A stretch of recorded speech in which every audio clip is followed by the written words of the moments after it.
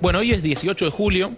La verdad es que todos los años, el 18 de julio, nos tomamos un rato para hablar de esto porque es algo de lo que no nos cansamos de... Es una historia de la que no nos cansamos de volver. Que no podemos olvidar. De ninguna manera.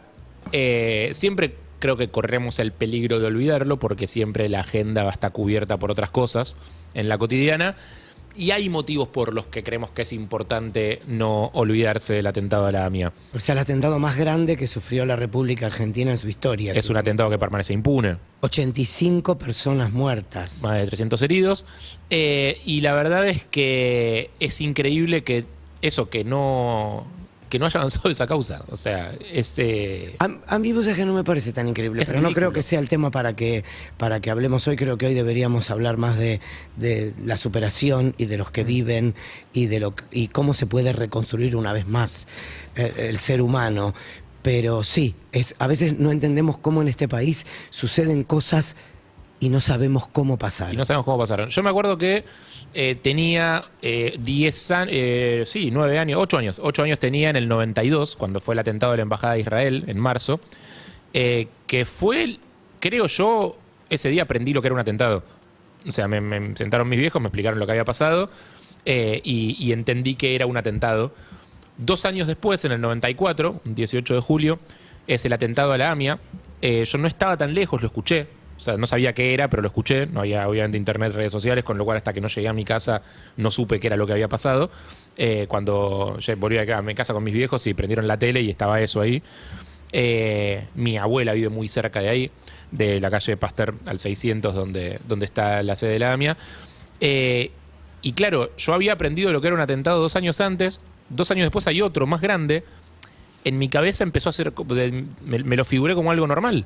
Digo, no normal en el sentido no, algo que sucedía en nuestro país. De intrascendente. Normal en el sentido como, che, esto pasa en mi país. Esto pasa cada tanto. O sea, voy a tener que acostumbrarme a que esto pasa cada tanto. Me acuerdo de tener ese pensamiento. Y sentir mucho miedo a que pasara cerca de mi casa, a que pusieran una bomba en algún lado donde yo estaba cerca. Pues, o sea, tuvimos 2 muy cerca, muy vinculados aparte, o muy relacionados, al menos las víctimas.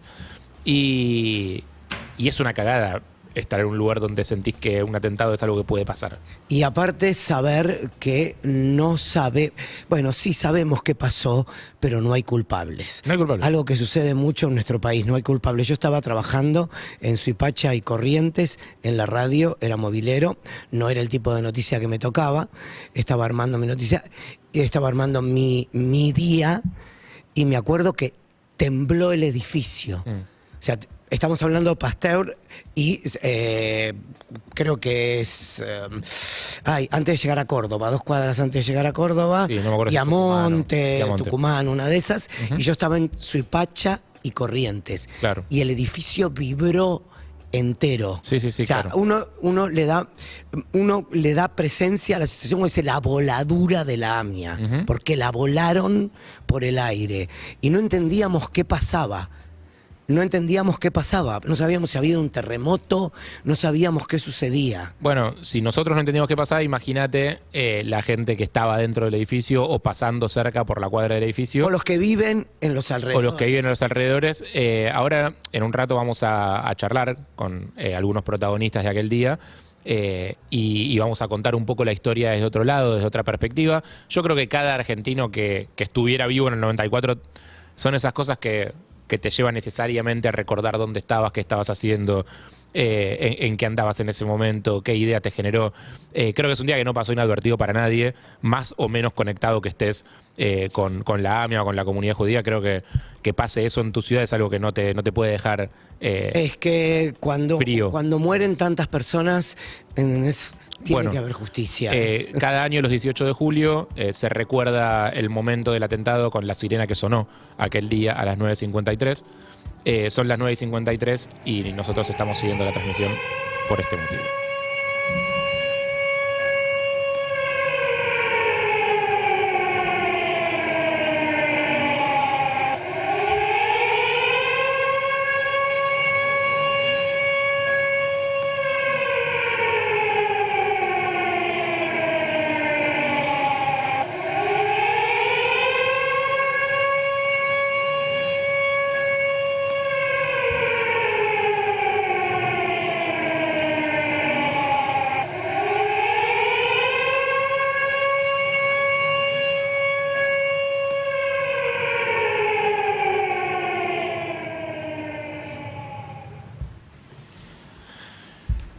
A mí me, a mí me pone la piel de gallina Sí. siempre. La sirena de las 9:53 es el horario en el cual volaron la AMIA.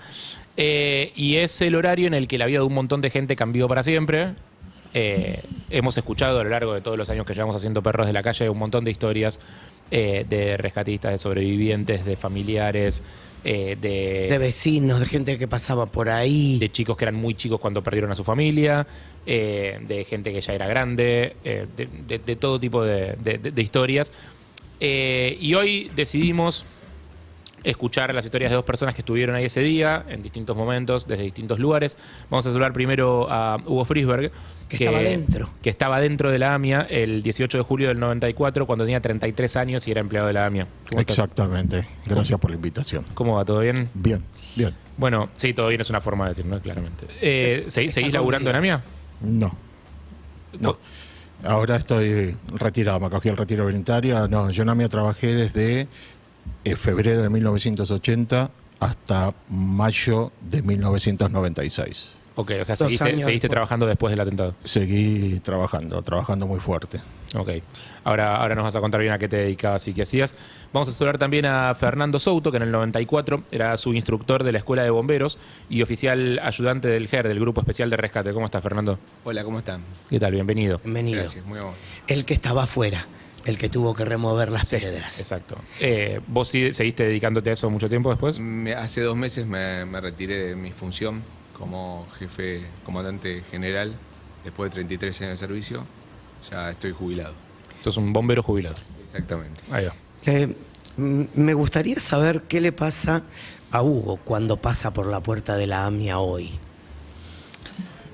Hoy es muy difícil, no solo cuando paso por la puerta de la AMIA. O sea, yo te puedo contar lo que pasó la primera vez que volví al edificio de AMIA, sí, después de muchos años. Tuve que entrar por un tema de trámite de sepelios, acompañé a un familiar y sentí un escalofrío, me paralicé, escalofrío, no podía dar un paso, me costó 1 o 2 o 3 minutos hasta que pude entrar y caminar. Sentí que estaba caminando por arriba de una tumba, de un mármol frío. Como que tu cuerpo tenía esa memoria. No, la tiene todavía. Hoy el paso del tiempo hace que la puerta de AMIA, o sea, sea visualmente la AMIA es distinta de lo que Muy distinta. era el edificio Claro. donde yo trabajaba. Y es el lugar donde explotó la bomba, es el lugar donde se murieron inocentes, mis amigos personales, mis compañeros de trabajo, vecinos. Entonces lo tomo como un emblema, como un lugar trágico. ¿Un monumento trágico? Sí. Para mí es un monumento, así como cuando uno muere y hace Sí, porque es la sensación. una lápida y eso, para mí es una lápida. ¿Cómo fue tu 18 de julio del 94? ¿Cómo arrancaste? El 18 de julio, mira, coincidencia, era lunes como hoy. Era el lunes. Yo trabajaba de 8 a 15, de lunes a viernes, en la oficina de personal. Yo era subjefe de personal de AMIA. Pero sábados, domingos y feriados, yo, para algunos pesos, trabajaba en el sector sepelios. Hacía la caja de sepelios. Eso, contanos a qué se dedica AMIA, digo, qué actividades tiene, AMIA porque el tema es- sepelios es como muy importante. Claro. AMIA es la Asociación Mutual Israelita Argentina. Es, como indica el nombre, se encarga de ayudar a la gente de la comunidad o fuera de la comunidad, ¿sí? Y tiene un montón de estructuras, más allá de la administrativa, ¿sí? Que es servicio social, bolsa de trabajo y un montón de otras Sepelios. cosas. Dice cultura y sepelios. AMIA administra los cementerios de la comunidad judía, que son Tablada, Berazategui, Liniers, que está cerrado. Entonces, toda la parte administrativa y la parte legal de las, o sea, de las muertes, Sí. la gente va, paga su lugar en el cementerio está la cochería, salas velatorias y se coordina todo como en cualquier Y cochería. al que no tiene dinero le hacen Sí, los se le- trámites para que esa persona pueda tener... una sepultura Exacto, en claro. tierra Esa judía, es en una, Berazategui. Sí, sí, sí. esa es una de las ironías siniestras de aquel día, que un montón de gente que estaba ese día en el edificio era gente que había ido para hacer trámites de sepelios de familiares Sí. y terminó... Que es el lugar donde Sí. se hace, no hay Claro, otro lugar. exactamente. y terminó en la misma situación. Claro, básicamente yo trabajaba en sepelios y hacía la caja. Sábado, domingo, o sea, estábamos en vacaciones de invierno, en el intermedio, yo la primera semana de las vacaciones me había ido a Mar del Plata y el sábado al mediodía me volví porque tenía que hacer el turno de sepelios. Entonces volví con mi familia, los dejé en casa y me fui a trabajar. Los 2 sobres los guardé en una caja con los valores, los guardé en una caja fuerte y el lunes a la mañana yo los tenía que ir a rendir Sí, a la hacer tu tesorería, trabajo. el trabajo ordinario y después dedicarme a lo mío en la oficina de personal. Bueno, llegué ese día a trabajar a las 8, como siempre. A las 8 entradas. A las 8 yo entraba, todo normal, frío. Volvía de una semana de distensión, más allá de haber trabajado sábado y domingo, pero estaba bien, había visto a mis amigos, estuve con ellos el fin de semana. Y bueno, en un momento llamé por teléfono a mi amigo Norberto Dubín.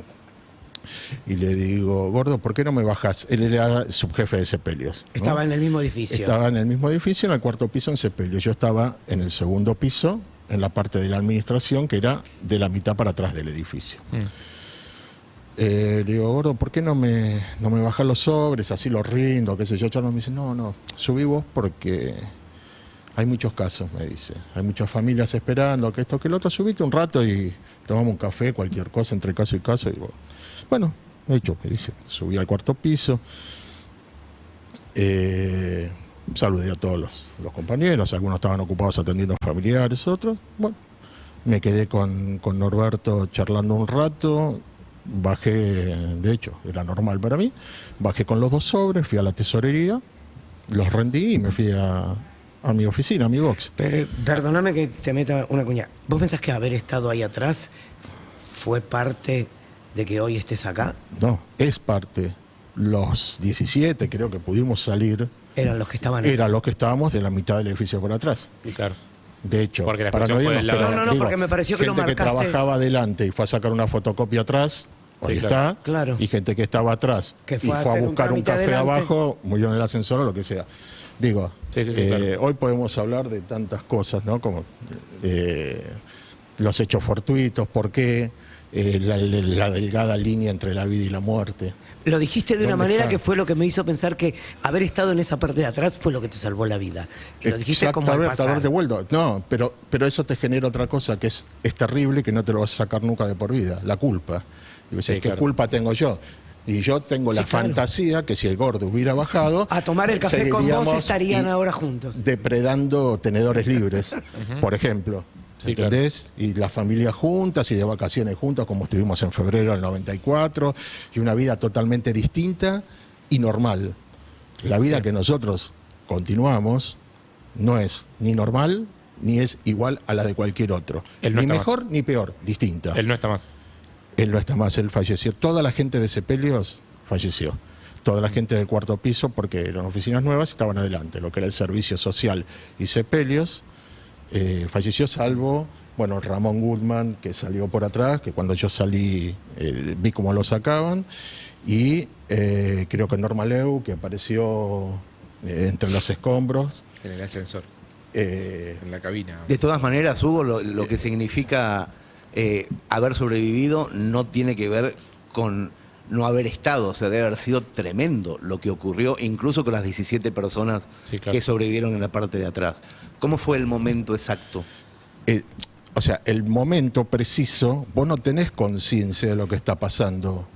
O sea, a ningún tipo normal se le puede ocurrir que en tu laburo, que en la ciudad de Buenos Aires, en el centro de la ciudad de Buenos Aires, ¿sí? A las 9:53 o a la hora que sea. En democracia. Sí, o sea, le podemos poner todos los aditivos que se les ocurra, ¿no? Que explote una bomba. No, porque si pensás que puede pasar, no vas a laburar. No, Sí. nosotros vivíamos con una historia de que un día la van a poner, un día la van a poner, o ¿Ah, sea, sí? más con los chicos de CP, nosotros íbamos los sábados, los domingos, los fines de semana. Bueno, ¿Eso por qué? ¿Por está el el precedente. ¿Eso por lo de la Por la embajada embajada, o ya de antes? No nos olvidemos, claramente. Está el precedente, claro. El atentado a la embajada fue 2 años antes. Sí. Después de eso, uno ve que los controles siguen exactamente iguales. Bien, gracias. Bastante ligeritos, como en todo. Entonces, hay llamados telefónicos, hay amenazas, hay ok. cuestiones que uno ve. También, hay gente que se divierte. Yo cuando iba a la secundaria también, hay chicos que para no entrar llamaban por teléfono con la el escuela. cospelcito, o hay una bomba y nos rajábamos. Claro, pero no es lo mismo 2 años Estamos antes habían hablando puesto una bomba. en otras épocas. Claro, sí. Entonces, digo, vos en ese momento no tenés conciencia No, claro. que es una bomba. Vos escuchás un estruendo terrible. Alguien gritó, todos al piso. Eso me quedó grabado acá. Y otra cosa que quiero aclarar, o sea, podemos hablar con todos los sobrevivientes y cada uno es como que tiene su historia, ¿no? Todos Sí, estuvimos claro. en el mismo lugar, en el mismo momento, pero se mezcla la realidad, el sentimiento y la fantasía. Y lo que viviste personalmente. Claro. No, y el Entonces, esfuerzo que haces mentalmente para que tenga sentido también. Claro. Me imagino, sí. yo no sé, yo cuando escuché todos al piso, nosotros estábamos en un box y los demás, la administración estaba, porque estaba todo remodelado, el edificio hacía mucho que lo estaban remodelando, estábamos como de estreno. Y yo, qué sé yo, me agarré la cabeza, me tiré abajo del escritorio. Pasó un ratito. Y ¿qué hago? Y se escuchó otro segundo estruendo.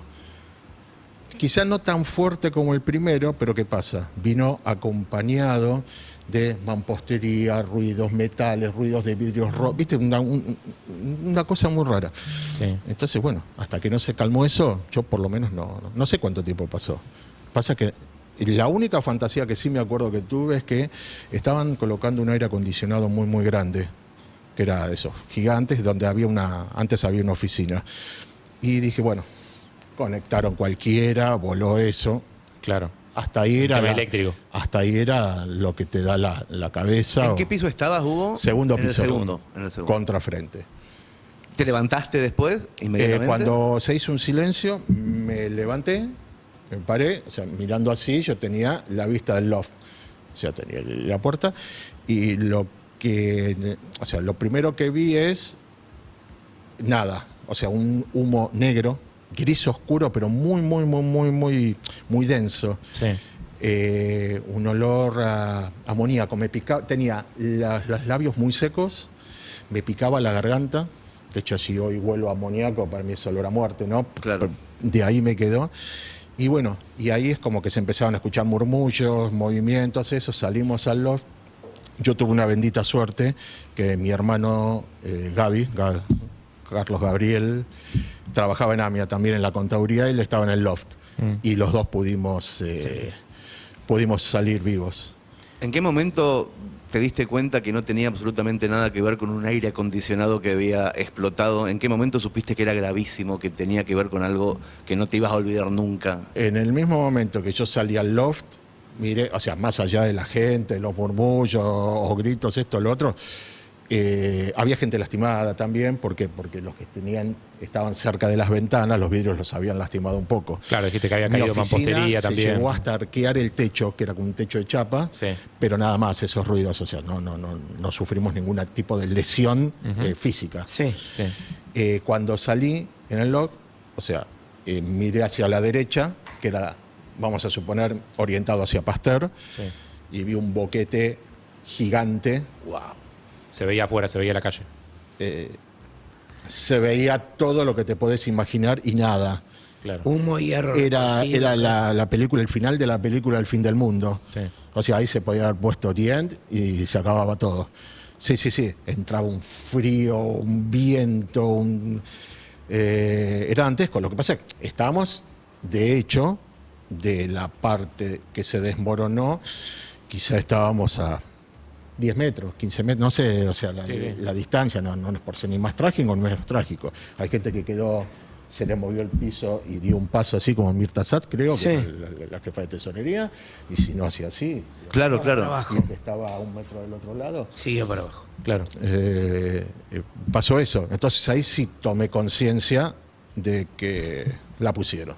Que no le Hugo Frisberg, ahora vamos a seguir charlando con vos, pero me gustaría sumar también el testimonio de Fernando Souto, que era bombero en aquel momento, fue bombero después durante muchos años más, y que fue uno de los rescatistas de ese día. ¿Tu 18 de julio cómo arrancó? ¿A qué hora arrancabas vos? Lo mismo, en mi dependencia, era instructor en ese momento a las 8 de la mañana. ¿En qué dependencia estabas vos? En ese momento estaba en la escuela de los bomberos, digamos. Le daba instrucción a los bomberos recién recibidos. ¿Dónde quedó? En Floresta. Pero estábamos desplazándonos y escuchamos, se sintió algo. No ¿Desde sabemos Floresta qué. se sintió? Sí, íbamos por la autopista. Mira. Y enseguida, bueno, teníamos la radio de los bomberos y empezamos a escuchar el desplazamiento del tren de socorro que se mandaba. ¿Cómo es el protocolo en esas situaciones? O sea, ocurre un siniestro, digamos, esto o cualquier otro. Llama, en ese momento era el 100 o el 101, ahora es el 911, Sí. es el mismo procedimiento, se llama, se determina qué es, dónde es y se desplaza el tren de socorro que corresponde a esa De intervención. acuerdo, León. Y bueno, estábamos todos escuchando a ver qué decía el primero que llegaba. Y bueno, como imaginábamos, ya teníamos el antecedente de la embajada. Fue dantesco el panorama que tiró.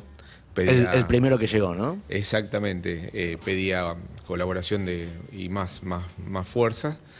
Y ahí nos dimos cuenta del tamaño. Bueno, inmediatamente me fui para mi dependencia y creo que por esa intervención el 70% de los bomberos de la ciudad, de la capital, pasamos porque todos los bomberos veníamos a nuestras dependencias y nos poníamos en apresto para ir a relevar porque sabíamos que iba a ser Un laburo largo. muy, muy largo. ¿Qué fue lo primero? ¿Cómo? ¿A qué ves? hora llegaste vos? Porque vos Yo llegué llegaste después al edificio. la verdad que lo que contaba Hugo me hizo acordar tantas cosas y complemento lo de él y se me viene todo. Lo que él decía de una zona de desastre y una zona de salvación era perfecta, se veía perfectamente. Yo llegué a las 12 con un grupo de bomberos y como tenía la especialidad de grupo especial de rescate, fui a buscar a mi grupo, que obviamente está donde siempre hay más lío o más problemas, y empecé a buscarlos y una de las imágenes que primero vi, cruzo esa montaña de escombros, esos 4 pisos de escombros. Hugo me va a aseverar. Bajé y me encontré con el teatro. ¿El teatro en qué planta estaba? La planta baja. La planta Al baja. fondo. Planta baja al fondo. Había un foyer y después seguía el teatro. Y todas las butacas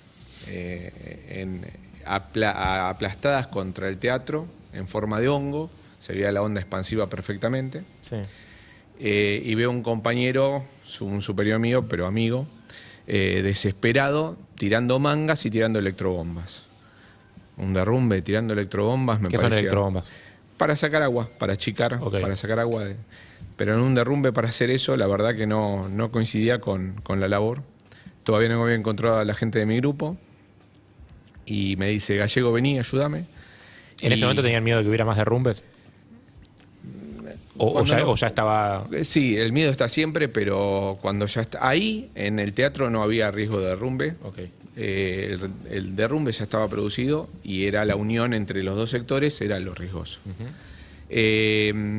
Ahí me voy con Javier y en la parte de atrás del teatro había una escalera que daba a un pasillo, no sé si hubo, ¿te acordás? ¿El teatro? Sí, del La calidad teatro. que subía. No, una que bajaba donde había... Sí, la que daba al mobiliario, pasillo, al ascensor. Bueno, Sí, sí. y veo que había fácil 1 metro de agua. Y Javier me dice, Gallego, ayúdame, vamos a colocar electrobombas, se está ahogando gente. Y bueno, ¿dónde está la gente? Porque estábamos en el fondo de la AMIA, ¿no? Y bueno, ahí empecé a caminar. Mi compañero estaba colocando cables con 1 metro de agua. Lo empecé a ayudar hasta que fui avanzando hacia adelante. Y ahí en un momento se ve una parte de una pared rota, trepo, y veo que estaba el grupo de rescate del otro lado, que hablando contra la pared. Y detrás de la pared había 3 sobrevivientes que se estaban ahogando, propiamente dicho. Uno era Martín Cano, que se sentía como el agua le llegaba a las vías aéreas. Pedía por favor que que lo sacaran. Discúlpenme que... Sí, sí, sí. Tómate. Y, Ah, qué culpa. y bueno, empezamos a sacar agua, y Dios quiso que Aguas Argentinas, Obras Sanitarias en ese momento, cortara toda el agua de la zona y empezaron a checar nuestras bombas. Eso fue el primer alivio que tuvimos en toda esa mañana, porque fue el primer momento que se pudieron salvar estas tres víctimas, que hasta ahí lo único que estábamos tratando de hacer era sacar agua. Y de ahí en más se empezó a planificar el salvamento de los tres, que Hugo recién me decía, Bubi era era el mozo. un mozo. Que están atrapados por escombros ellos. Sí, muy complicado. Y Martín, que hablábamos contra una pared, y Jacobo Echemanuel, Cacho, el conocido Cacho, le pusimos Cacho, estaba por detrás de una cisterna, no se veía, hablábamos con ellos. Cacho, una persona mayor, Martín tenía 24 años y Cacho era el que daba la fuerza a todos, la verdad que increíble. De ellos tres, el único sobreviviente fue Martín. Se sacaron a los tres con vida. Se los sacó a los tres con vida, pero después dos de ellos... Pero Bubi estaba muy mal, complicado. muy complicado. Fue un salvamento que el que lo ve no puede creer que se haya sacado. Le pasaban los hierros por el cuerpo. Fue muy minucioso.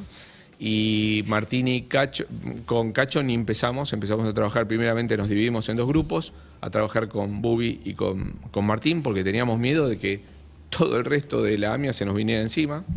Entonces había que trabajar y apuntalar. Se dividió en dos grupos y empezamos a trabajar separados, pero a 4 metros de distancia uno del otro.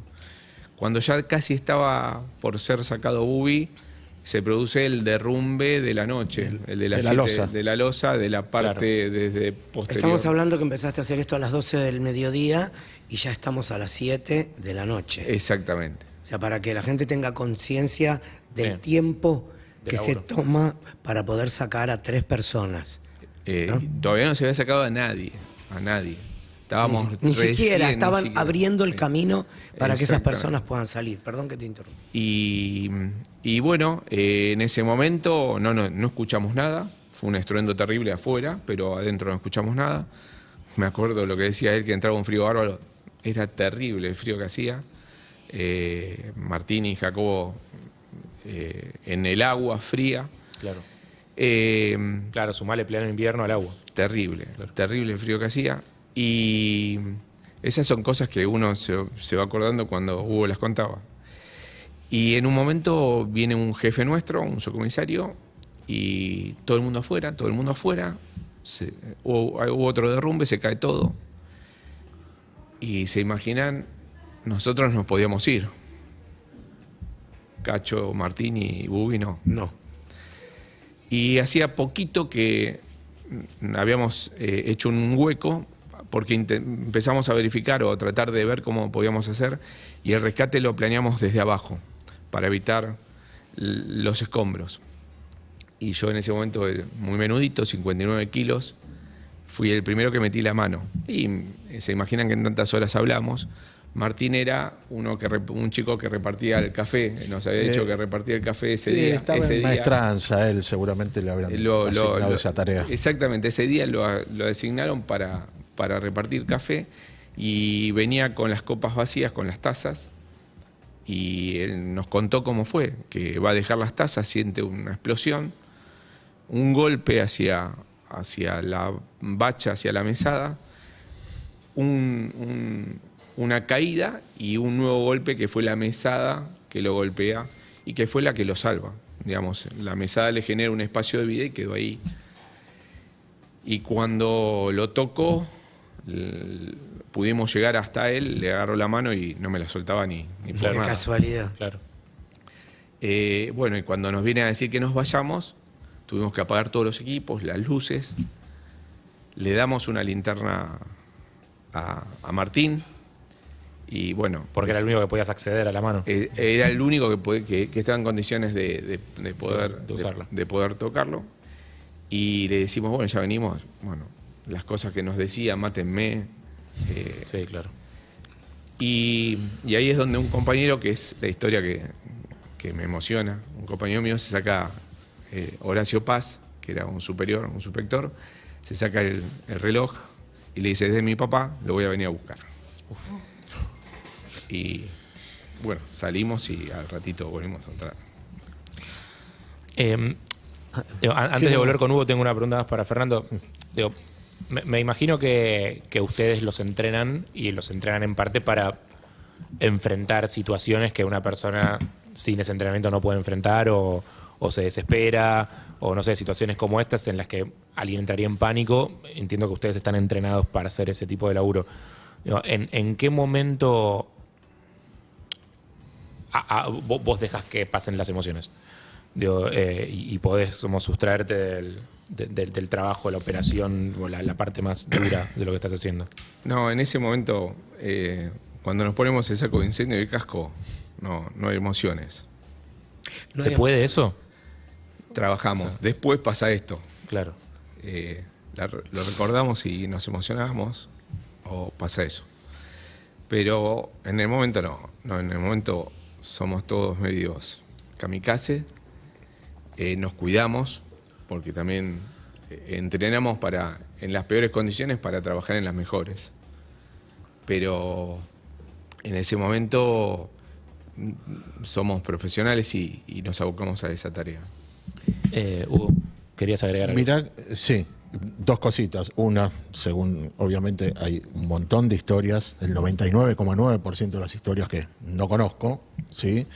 Y que hubiera sido muy lindo y muy interesante, y en la medida de que cada ser humano pueda, ¿sí?, habernos juntado en algún lugar algún día, los de afuera y los de adentro, y poder contar todo lo que sentimos, primero para sacarnos, para tomar conocimiento de lo que realmente pasó, ¿sí?, y para poder hilvanar una base, ¿sí?, de la realidad.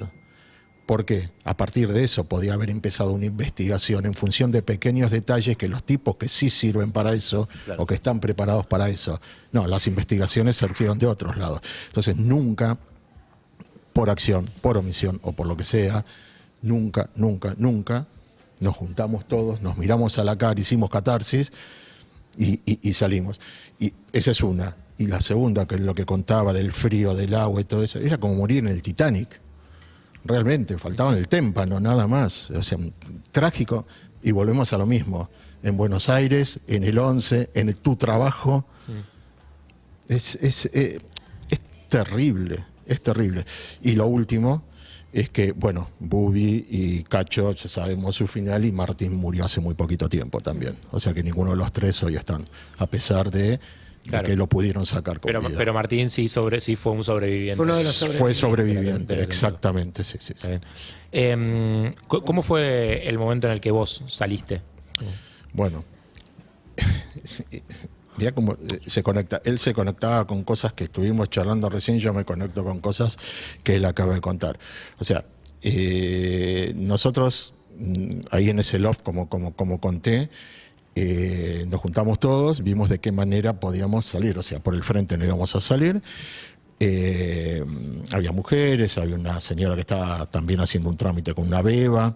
¿Había algo parecido a un plan de evacuación? Nosotros acá tenemos con el plan de evacuación con roles asignados, entonces hay uno que es el encargado de, en caso de que haya algo, ordenar a la gente y ese tipo de cosas. Ustedes saben idiomas, me imagino, porque son gente... Olvídate.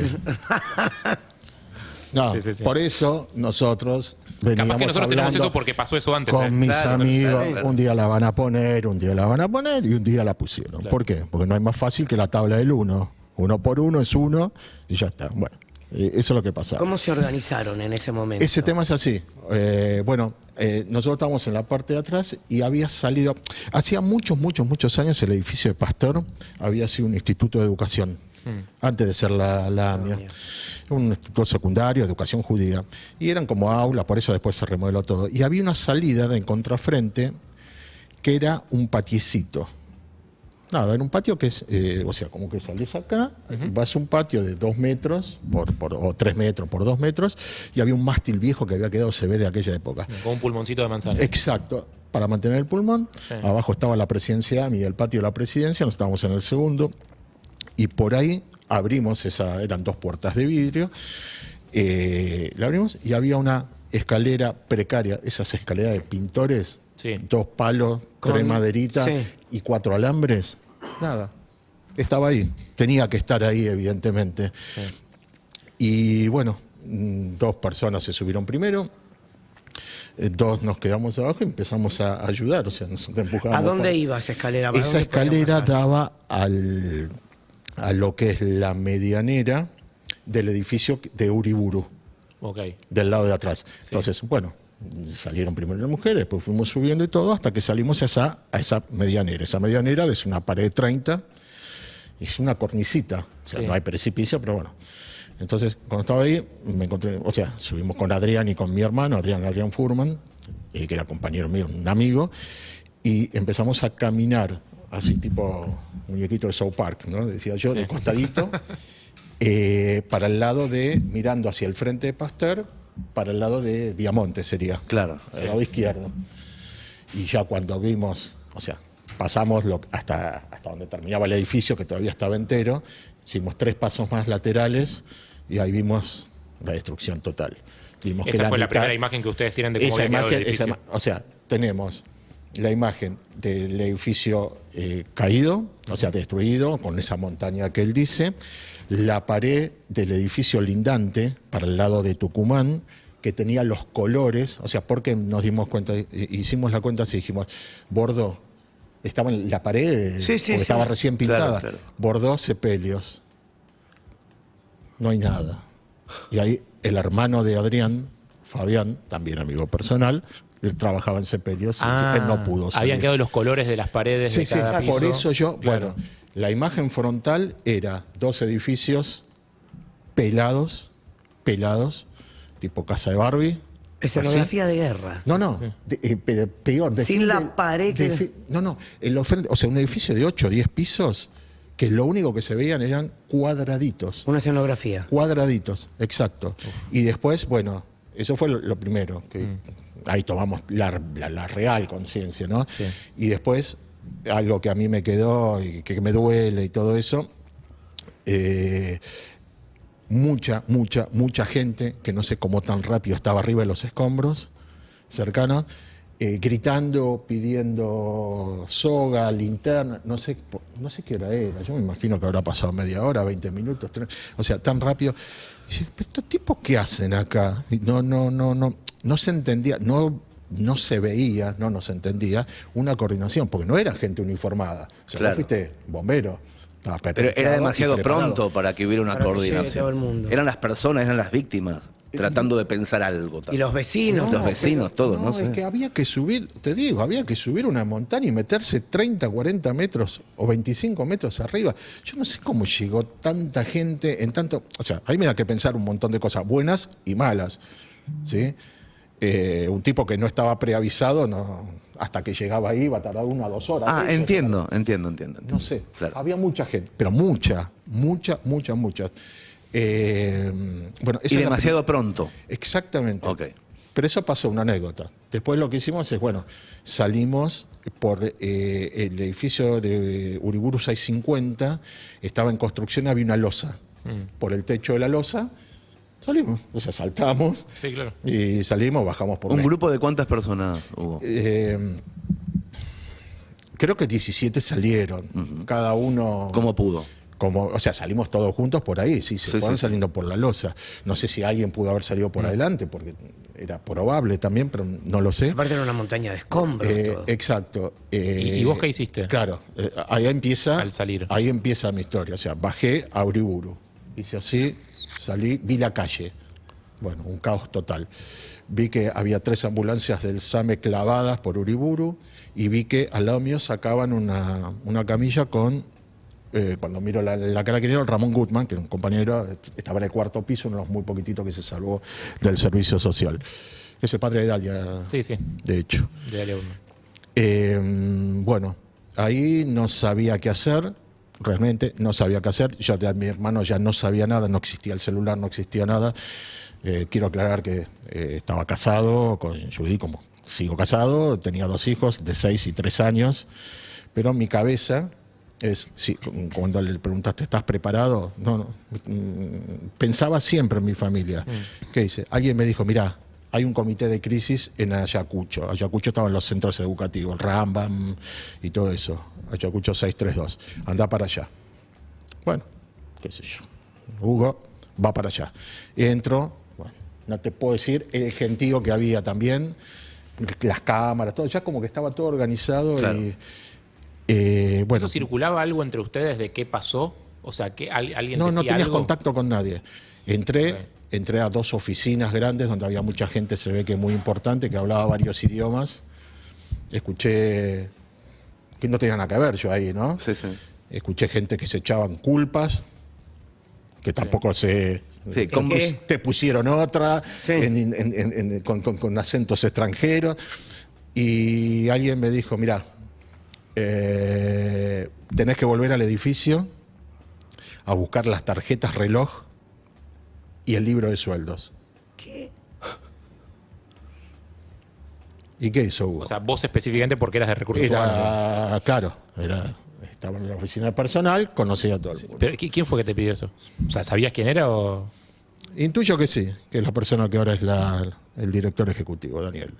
Supongo. Porque otro esa gente era muy... Sí. Era muy... Muy arriba, muy top. no sé si... Pero no lo recordás de qué origen. fehacientemente, digamos. No. Entrás... Bueno, ¿qué hice? El camino inverso, y fuiste. la más fácil. Dejé la amiguita, volví, me subí a la losa. entraste por la losa Uriburu. escalera. Volví por la losa. Nadie me preguntó nada ni para entrar a Uriburu. Sí. Nadie me preguntó nada. Cuando bajé la escalerita, que la bajé con, se puede decir cagazo, ¿no? Terrible. O sea, tenía un miedo, me temblaban las piernas. Cuando bajo, entro al patiecito, hago el camino inverso. Sí. Y ahí el boquete, o sea, mira que estaba lejos. Por donde había ese entrado mismo ese boquete, viento, el humo y el frío. me están temblando, se me está congelando las rodillas ahora, ¿no? Pero me pegó parecía yo sentí que un tornado que... Bueno, nada, no me puse a analizar, no vi nada, vi todo vacío, un silencio sepulcral. Me fui a mi oficina, tenía que buscar las tarjetas reloj y el libro de sueldo, y antes de eso vi el portarretrato de mis hijos. Yo tenía un portarretrato con la foto de mis 2 nenes, Sí. que de hecho hoy lo tengo en mi mesita de luz. Agarré, le di un beso, y ese creo que fue el primer contacto con la realidad. Lo que me preguntás, ¿qué es lo que...? Le di un beso, me agarré mi camperita Pingüi. Sí. Las boludeces que te quedan grabadas, ¿no?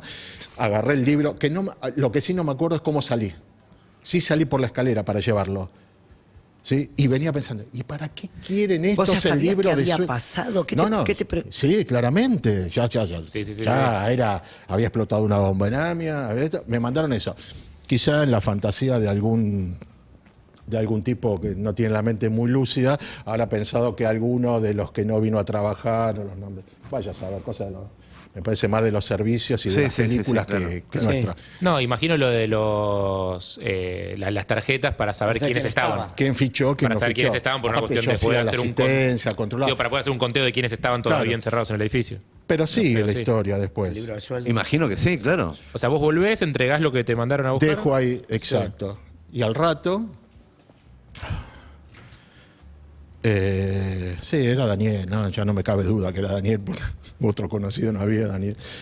Me dice, mira Hugo, empezaron a caer cuerpos al hospital de clínicas, hay que ir a reconocer. Me dice, vas a ir con Pablo Berkovich, que era el abogado y aparte de escribano, un tipo grande, pero muy lúcido, muy concha. Vamos. Entonces bajamos al hall, conferencia de prensa ahí abajo, todo eso que yo, y me acuerdo que apareció Chacho Álvarez con no sé cuántos más, y dijo, vamos. Fuimos todos caminando desde Ayacucho al 600 hasta el hospital de clínica. Entramos por el subsuelo, por la guardia, y cuando llegamos no nos querían dejar entrar, porque había una emergencia nacional, y me acuerdo la discusión de Chacho con los de vigilancia y todo eso. Bueno, no dejaron pasar. A todo esto, tu mujer y tus hijos no sabían nada de vos. Que yo, o sea, por mí no.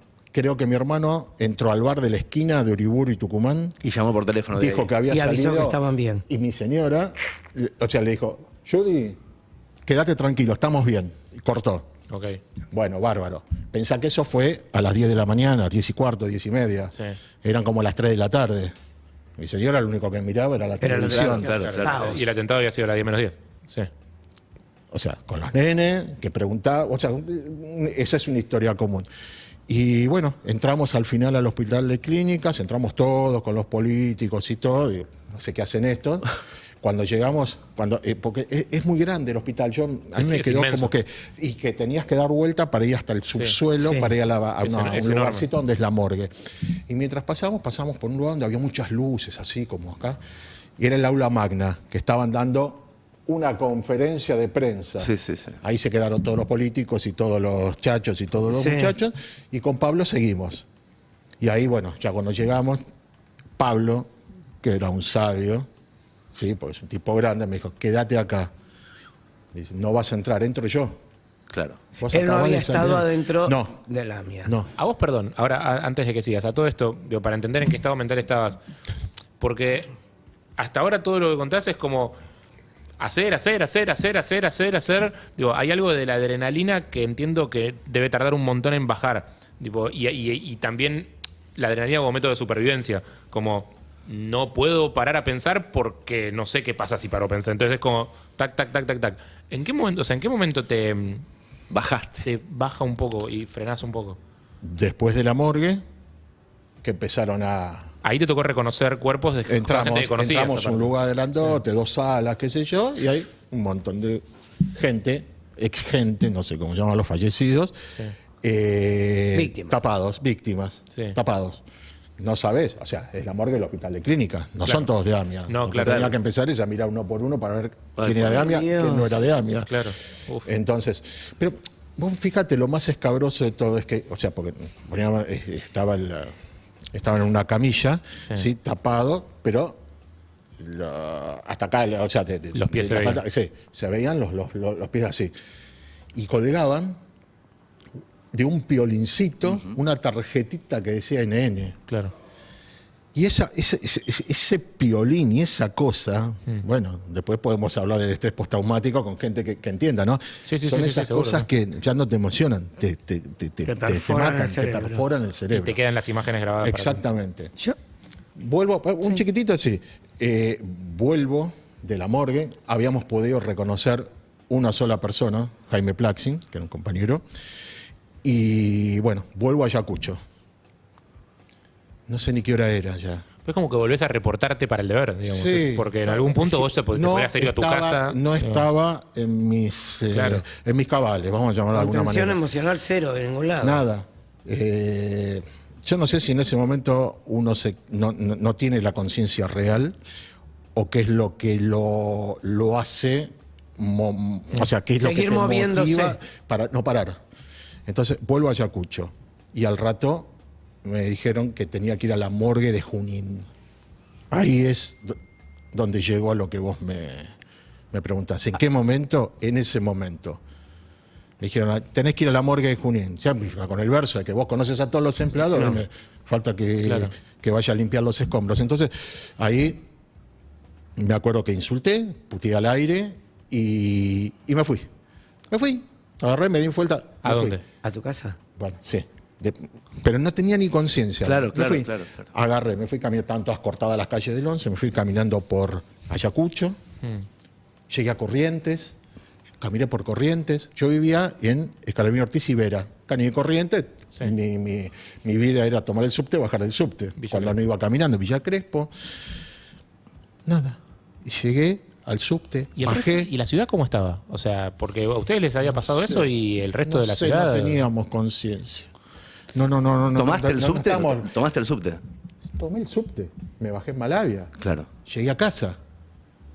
¿Sí? No me acuerdo sí, me acuerdo algo así como las escaleras que bajé y el cospel. En esa época había Pero la cospel. imagen de vos en el subte tiene que haber llamado la atención. No me acuerdo, ¿Cómo, no me o sea, acuerdo ¿vos del cómo viaje. estabas? No sé. ¿Me podés creer que no me acuerdo? No, sí, claro que te creo, sí. Entonces, Obvio. llegué a casa, llegué bien, todo. Bueno, obviamente, era. Me abracé, nos abrazamos todos, no me acuerdo la cantidad de gente que había. Eso y bueno. Y ahí tampoco tenía conciencia. Me acuerdo, tengo como pantallazo. Sé que tuve la contención. Ahí volví a la vida. Volví, no a sabiendo qué es lo que había pasado, empezando a ver un poquitito la tele que te transmitía medianamente todo lo trágico. Y bueno, ya me quedé en casa. Y a las 11 de la noche me llaman por teléfono a casa. No había celulares. Suena el teléfono. Hola. El mismo que me había mandado 2 veces a las morgues. Sí. Dijo, mira, AMIA no puede parar. Mañana a las 6 de la mañana hay que estar en la cochería porque AMIA continúa. Todavía no habían aparecido prácticamente muertos de AMIA. Y por el tema de sepelios. Claro, porque AMIA tiene ese laburo. Por todo. Por eso te decía que era como exactamente. esa ironía oscura que sos es como... el único que quedó vivo de sepelios. Alguien tiene que hacer el trabajo. AMIA tiene que seguir. Claro. Tremendo. Me tremendo. puso la presión del mundo, que tampoco la pude analizar. Que al mismo tiempo es entendible porque es como un gesto político. Es como no nos van a parar con el atentado. O sea, Bueno, el trabajo de la comunidad tiene que seguir adelante. obviamente. Es entendible, pero en tu cabeza es... No funciona tan fácil. Todavía no lo puedo analizar. Claro. O sea, ¿qué hacen? A las 6 de la mañana yo me voy a cerca, eran 10 cuadras de casa también. Llego a la cochería. Digo, medianamente nos van a cuidar acá. La oficina de atención a la cochería daba a la calle. A la calle, la ventana a la calle. Ah. Si vos encontrás un cana después de 28 años que haya estado parado ahí, o sea, la cochería era abierta, es un negocio, digo, negocio en ese sentido. Sí. Un Vas, comercio, decís, un lugar. Falleció, exactamente, falleció tal Una persona, cochería. te traes una oficina, Sí, claro. una oficina administrativa. Y así estuve, más, o sea, así empezamos.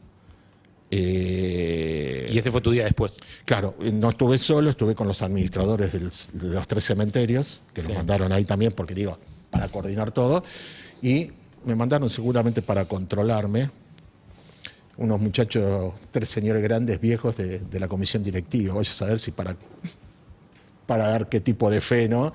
Y todo eso. Y ahí arrancamos. El tema que ahí arranca el nuevo Hugo, ¿qué quiere decir? O sea, hasta antes yo era Hugo Frischberg, 34 años, casado, 2 hijos. Ahí arrancó el nuevo Hugo. Y que te convertís en superhéroe, porque te metieron tanta presión y mis amigos no aparecían, porque mis amigos aparecían al 7º día. Cada rato aparecían muertos nuevos. Claro. Entonces, Pero yo no me acordaba que habían tardado tanto tiempo en... o sea, después del día del amigo, esperaron al día de los amigos y después del día del amigo aparecieron. Pero sí, ¿no? es Una cierto, cosa ahora de que lo loco. decís que el número de muertos todos los días aumentaba. Era... Claramente, aparte, Sí, que sí. lo habían visto a Cookie caminando a Cookie Ginsberg por tal lugar, a otro por no sé dónde, seguramente están obnubilados por la... Entonces, ¿qué hacía? Trabajaba en la cochería, hacía los trámites de la gente de afuera que venía y hacía los trámites de mis amigos también, de los compañeros Sí. de la comunidad que iban al cementerio, pues se había destinado a un lugar.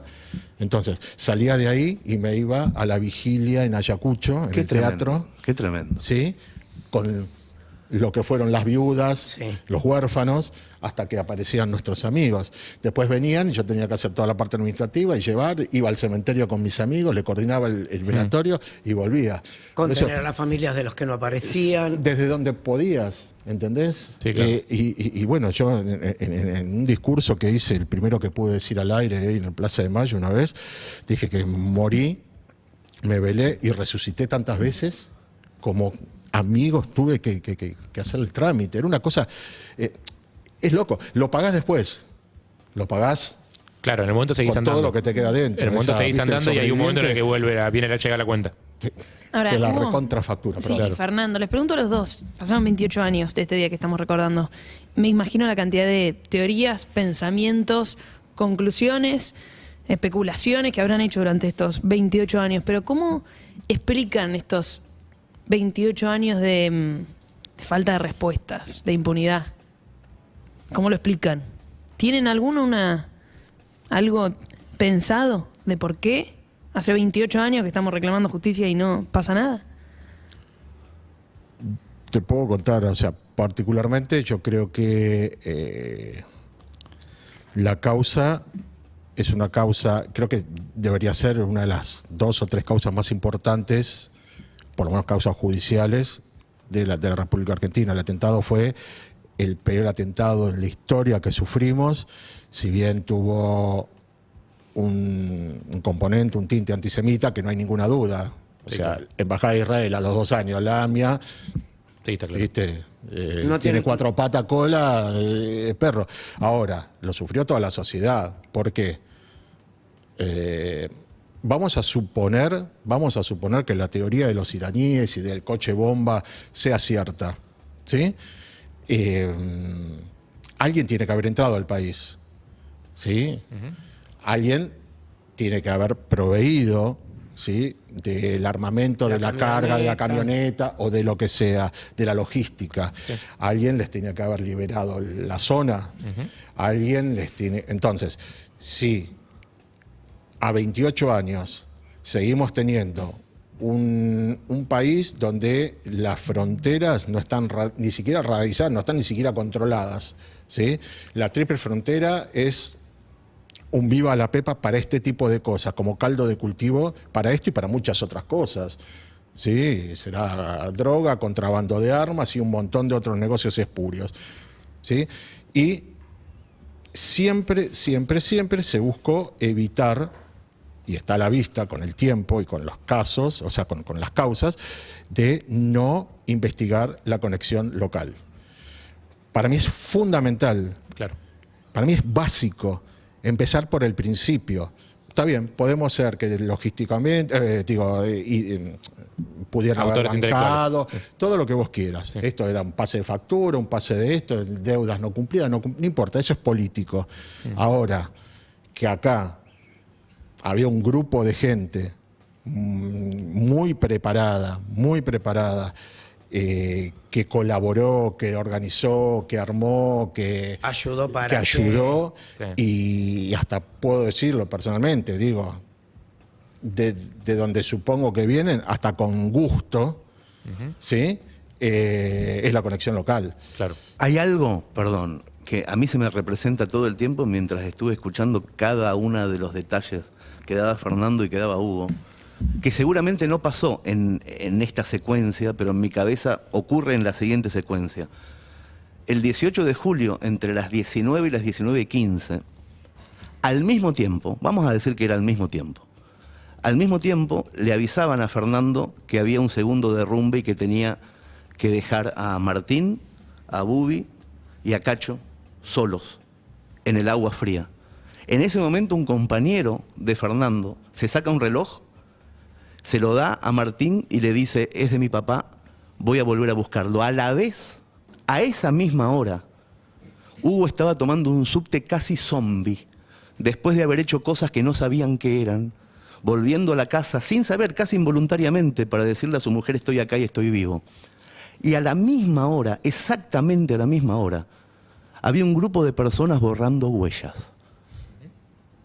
Las tres cosas, para mí, son ese 18 de julio. No solamente las víctimas, los muertos, los que iban a aguantar un poco más, iban a morir en un hospital, no solamente los que iban a ver a sus hijos de 13 y 6 años, estaban a la misma hora borrando huellas, discutiendo en otro idioma, de forma acalorada pero no espontánea, de forma premeditada. Hugo escucha voces de gente que no estaba diciendo: qué loco lo que pasó, estaba diciendo otra cosa. Estaba diciendo: ahora tenemos que hacer esto y ahora tenemos que hacer esto otro. Había gente borrando huellas, mientras Martín estaba en el agua fría, recibiendo el reloj de un bombero.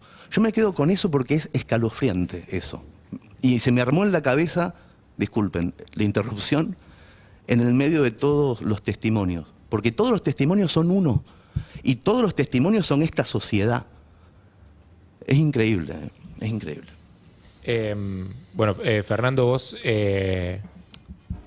cuando volvemos a estas escenas y estas situaciones, ¿en qué momento bajás, pensás, tomás distancia de tu laburo, que es como hay que mantener viva a esta gente, digamos? En toda mi carrera y en todas las emergencias hemos sacado mucha gente, hemos trabajado en un montón de rescates. Muy pocas veces preguntamos por cómo está la gente, muy pocas veces. Para nosotros es trabajo cumplido, salió con vida, está con vida. Creo que es un mecanismo para evitar el dolor. Y poder seguir trabajando en la misma área de desastre. Exacto. En este caso, Bubi salió muy mal, muy mal. Martín salió bien, le tuvimos que quebrar un pie para sacarlo. Y ahí es donde decía Hugo que cada uno tiene sus recuerdos. Yo me encontré con Martín en el aniversario 24. No sabía si estaba vivo, muerto. Y el chico Horacio Paz, que le dio el reloj, Raúl Garnica, mi jefe en ese momento, y el Ítalo Bosch, van a un aniversario de la AMIA y hablando así, lo que decía Hugo, que uno se encuentra y va compaginando estas historias, le dicen, pero acá trabaja Martín. Y fue en el aniversario 23. Y al otro año nos encontramos. Y cuando nos encontramos en una nota periodística, Martín me escucha y dice, esa voz no me la olvido más. Y con Daniel Herman, que era otro de los chicos que estaba con nosotros, después cuando volvíamos, Martín tuvo varios hijos, nietos. Decíamos, valió la pena. Todo el esfuerzo lleva a esto. Muchas gracias Por favor. Fernando y muchas gracias Hugo. Me queda una pregunta más por hacerles, contéstenla como quieran, que es, pasó algún día de estos 28 años en el que no volvieran aquel 18 de julio? Empiezo yo. Supongo que es común a todos los que pasamos ciertas situaciones extremas, ¿no? Puedo hablar por mí. Yo veo que todos los años, y es lógico, un día antes, unos días antes, se saca la tarjetita, sobre todo las instituciones, hoy es tal año, tal año, tal año. Nosotros no contamos hoy hace 28 años.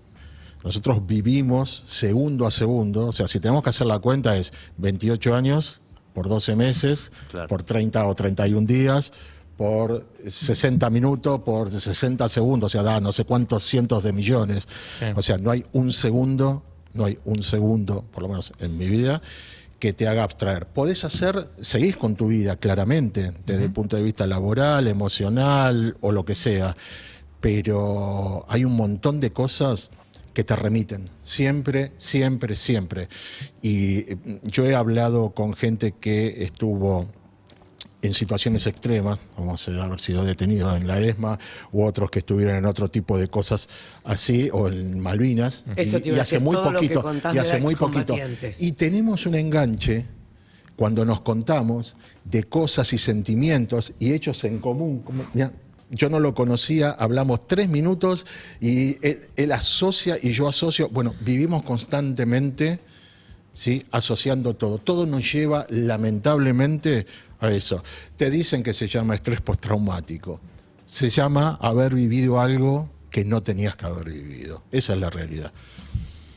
Fernando. Totalmente. A ver, yo no viví como hubo las pérdidas tan cercanas. Lo viví como mi función laboral. Pero bueno, todo lo que decían, los errores vividos, fui instructor muchos años, soy docente en la materia, en preparación para las emergencias. Y permanentemente lo traigo para que no vuelva a pasar o para que el tratamiento sea de otra manera. Pero no tuve la suerte de no tener que perder gente amiga, lazos. Obviamente lo mío es recordar cada aniversario y cuando por razones laborales me lo hace hacer la memoria.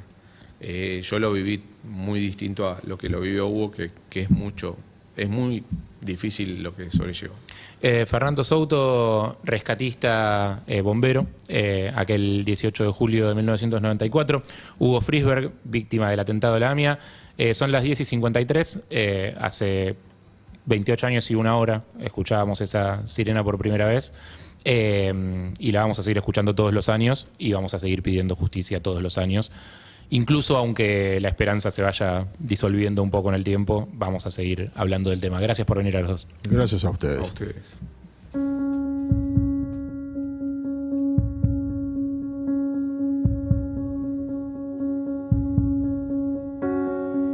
Yo lo recuerdo